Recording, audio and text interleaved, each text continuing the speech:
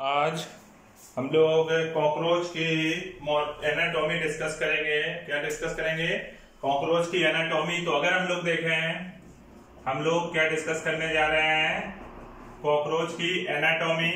Okay, हम लोग cockroach की एनाटॉमी डिस्कस करने जा रहे हैं। अगर हम लोग कॉकरोच की एनाटॉमी करें तो बच्चों पहले हम लोग फास्ट एक बार इस चीज को समझ लेंगे, फिर हम एक एक करके उसको डिटेल से डिस्कस करेंगे। सबसे पहले हम लोग इसका डाइजेस्टिव सिस्टम डिस्कस करते हैं। क्या करते हैं? डाइजेस्टिव सिस्टम के बारे में हम लोग डिस्कस करते हैं। सबसे पहले हम लोग बात करते हैं इसके डाइजेस्टिव सिस्टम के बारे में। अगर हम लोग इसके डाइजेस्टिव सिस्टम के बारे में बात करते हैं तो सबसे पहले बात ये आनी चाहिए, जैसे डाइजेस्टिव सिस्टम की बात करते तो सिंपल सी बात है, हम लोग एलिमेंट्री कैनाल की बात करेंगे। इसकी जो एलिमेंट्री कैनाल होती है वो 3 पार्ट में डिवाइड होती है। ये मैंने क्या किया, ये मैंने एलिमेंट्री कैनाल बना दी। और एलिमेंट्री कैनाल कितने पार्ट में डिवाइड होती है अभी मैं शॉर्ट फॉर्म में समझा लूं, फिर डिटेल में मैं फिर से आपको डिस्कस करूंगा एक एक पॉइंट। अभी केवल शॉर्ट फॉर्म में आपको समझाना चाह रहा हूं। तो इसकी जो डाइजेस्टिव सिस्टम होगा उसका एक तो हो जाएगा फोरगट, एक हो जाएगा मिडगट और एक हो जाएगा हाइंडगट। कितने पार्ट होते हैं? फोरगट, मिडगट और हाइंडगट। डाइजेस्टिव सिस्टम के कितने पार्ट होंगे? मतलब कि जो एलिमेंट्री कैनाल है, इसकी जो एलिमेंट्री कैनाल है उसके 3 पार्ट हो जाएंगे, फोरगट, मिडगट और हाइंडगट। ध्यान देना, फोरगट और मिडगट के बीच में एक स्ट्रक्चर पाया जाता है जिसे बोलते हैं हिपैटिक सीका। क्या बोलेंगे? हिपैटिक सीका बोलेंगे। और मिडगट और हाइंडगट के बीच में एक स्ट्रक्चर पाया जाता है जिसे बोलते हैं मैलपीजियन ट्यूब्यूल। क्या बोलेंगे? मैलपीजियन ट्यूब्यूल। तो ध्यान देना, मैंने कहा डाइजेस्टिव सिस्टम के बारे में डिस्कस करें। जो डाइजेस्टिव सिस्टम है, तो डाइजेस्टिव सिस्टम में अगर हम लोग देखते हैं तो एक तो हो गया आपका फोरगट एलिमेंट्री कैनाल का पार्ट, दूसरा मिडगट हो गया, तीसरा क्या हो गया? हाइंडगट हो गया। फोरगट और मिडगट के बीच में एक स्ट्रक्चर होता है जिसे बोलते हैं हिपैटिक सीका। इसकी संख्या होती है 6 से 8। कितनी होती है?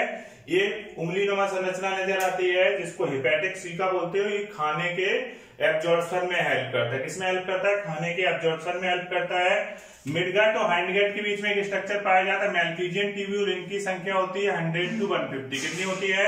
100 से 150 होती है। और ये एक्सक्रीशन में हेल्प करती है। किसमें हेल्प करती है? ये आपका एक्सक्रीशन में हेल्प करती है। तो मैंने कहा फोरगट और मिडगट के बीच में हिपैटिक सीका, और मिडगट और हाइंडगट के बीच में क्या है? मैलपीजियन ट्यूब्यूल है। अब एक चीज और याद रखना, जो फोरगट होता है, फोरगट का दूसरा नाम होता है स्टोमोडियम। क्या नाम होता है? स्टोमोडियम। जबकि हाइंडगट का नाम होता है प्रोक्टोडियम। प्रोक्टोडियम दूसरा नाम। और जबकि इसको मीजेंट्रॉन ही बोलते हैं। इसको क्या बोलते हैं? मीजेंट्रॉन। अब बात ये आती है, ये नाम ऐसे क्यों दिए गए? अगर हम लोग देखें तो फोरगट को स्टोमोडियम बोल दिया, इसको प्रोक्टोडियम बोल दिया, जबकि इसको क्या बोला? मिडगट को मीजेंट्रॉन बोला। तो आप लोग, और हाँ एक चीज और याद रखना, जो फोरगट होती है इसकी ऑरिजिन एक्टोडर्मल होती है। कैसी होती है? फोरगट जो होती है इसकी ऑरिजिन एक्टोडर्मल होती है। इसकी ऑरिजिन भी एक्टोडर्मल होती है, एक्टोडर्मल होती है। जबकि इसकी ऑरिजिन जो होती है वो होती है एंडोडर्मल। क्या होती है? एंडोडर्मल होती। आखिरकार इनका क्या मतलब है? एक का एक्टोडर्मल, एक मीजोडर्मल और एक, मतलब कि कौन सा एंडोडर्मल और क्यों? तो हम इसको एक एग्जांपल से समझ सकते हैं। मान लीजिए हमारी हथेली है, ध्यान से समझना। मान लीजिए हमारी हथेली है। अगर हम अपनी हथेली पे देखें तो हथेली में अगर हम लोग देखें ये चीज दिख रही है, ये चीज देख, हम आपसे कहें मान लो ये 3 लेयर से मिलकर बनी है। बाहर का जो पार्ट है वो है फोरगट, बीच वाला मिडगट, अंदर वाला हाइंडगट। जब एम्ब्रियोनिक कंडीशन में जब देखा जाए, जब उसका डेवलपमेंट हो रहा है, तो डेवलपमेंट जब हो रहा है उस समय अगर हम लोग देखें, जब उसकी एलिमेंट्री कैनाल बनी होगी तो एलिमेंट्री कैनाल किस तरीके से बनी होगी? तो मैंने कहा बाहर क्या हो गया? फोरगट, अंदर का क्या हो गया? हाइंडगट, और बीच का क्या हो गया? मिडगट। अब हम आपसे कहेंगे हाथ में पॉलिश करो, तो आप पॉलिश यहां भी कर दोगे, पॉलिश यहां भी कर दोगे, पर बीच वाली लेयर में पॉलिश हो पाई क्या? पॉलिश तो आपने यहां कर दी, यहां कर दी, बीच वाली लेयर तो अंदर दबी हुई है, अंदर तो पॉलिश नहीं हो पाएगी। बस यही चीज है कि जो कॉकरोच की एलिमेंट्री कैनाल होती है उसकी जो बाहरी लेयर है फोरगट है। फोरगट में क्या होता है?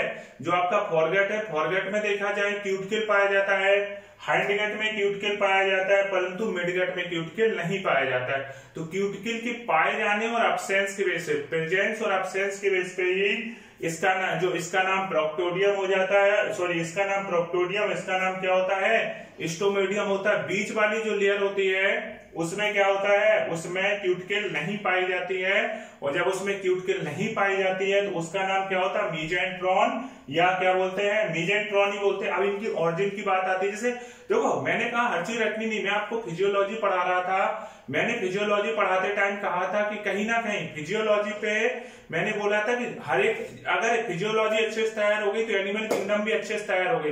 जैसे हमारी भी एलिमेंट्री क्या नाम में देखा था, इंटेस्टाइन वगैरह आया था, ये सारी बातें आई थी, तो आपने देखा जाए जब एक बार डाइजेशन हो गया था तो उसका पाचन हुआ था, ऐसे भगवान ने यहाँ पे क्या लगाया है, हेपेटिक सीका। तो फॉरगट और मिडगट के बीच में हेपेटिक सीका जो खाने के एब्जॉर्प्शन में हेल्प करता है, इसकी संख्या क्या है, 6 से लेके 8 तक है, जबकि मेलपीजियन ट्यूब एक्सक्रीशन में हेल्प करती है, जिनकी संख्या क्या होती है, 100 to 150 होती है। ये क्या हो गया, डाइजेस्टिव सिस्टम की बात होगी। अब हम लोग रेस्पिरेटरी सिस्टम डिस्कस करेंगे। अगर इसके रेस्पिरेटरी सिस्टम की बात करते हैं तो डाइजेस्टिव सिस्टम की मेन बात है, अभी मैं मेन बातें बता रहा हूं, फिर आप आगे समझाऊंगा। दूसरी बात आती है रेस्पिरेटरी सिस्टम। किसकी बात करते हैं, रेस्पिरेटरी सिस्टम की अगर हम लोग बात करते हैं तो इसमें जो रेस्पिरेशन होता है वो होता है ट्रैकी के द्वारा। किसके द्वारा होता है, ट्रैकी या ट्रैकिया भी बोलते हैं, ट्रैकिया के द्वारा होता है, पहली बात। दूसरी बात है इसमें ट्रैकी तो इतना इंपॉर्टेंट नहीं, इंपॉर्टेंट चीज है स्पाइरिकल्स। क्या चीज इंपॉर्टेंट है, स्पाइरिकल्स। जब मैं आपको रेस्पिरेशन पढ़ा रहा था फिजियोलॉजी में तो मैंने डिस्कस किया था, स्पाइरिकल्स जो होते हैं 10 पेयर होते हैं। कितने पेयर होते हैं, 10 पेयर होते हैं। इसमें 2 पेयर होते हैं थोरेसिक, 2 पेयर क्या होता है, थोरेसिक, और 1 पेयर होता है एब्डोमिनल। 1 पेयर क्या होगा, एब्डोमिनल। मैंने कहा स्पाइरिकल्स जो होते हैं वो 10 पेयर होते हैं, 2 पेयर थोरेसिक हो जाएंगे और 1 पेयर क्या हो जाएंगे, एब्डोमिनल। मतलब कि इंपॉर्टेंट बात मैंने कहा स्पाइरिकल ज्यादा क्यों है, क्योंकि स्पाइरिकल्स को एनालॉगस टू लीवर,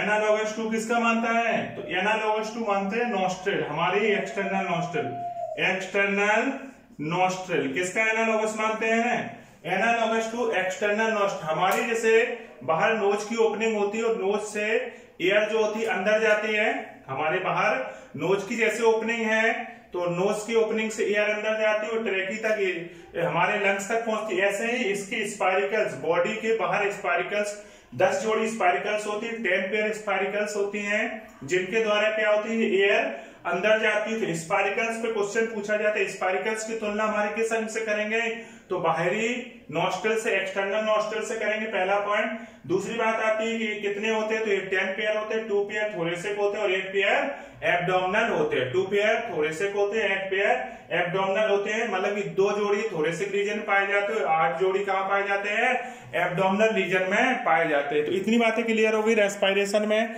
हम लोग डिस्कस करेंगे सर्कुलेटरी।